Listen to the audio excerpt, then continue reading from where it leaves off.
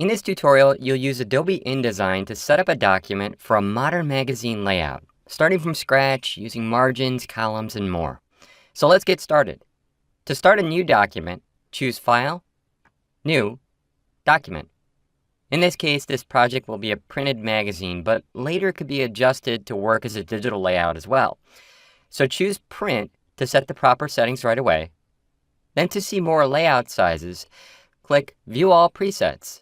Magazine layouts come in different sizes, but for this example, choose A4.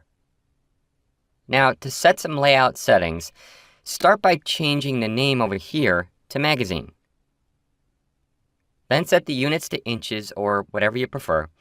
We'll be jumping right into designing a spread, so change this number of pages to 3 so we have some pages to start with. Bleed guides should definitely be set to accommodate for content printing to the edge of the pages. So click Bleed and Slug and set the bleed to the typical 0.125. There. Click Create to get started. If you are creating a larger magazine with multiple sections, setting up the layout we're about to do might be best done on a master page so it can control multiple spreads at once. But for this example, you'll work right on the spread in the document to get the idea of how these tools work. Okay, to show the spread,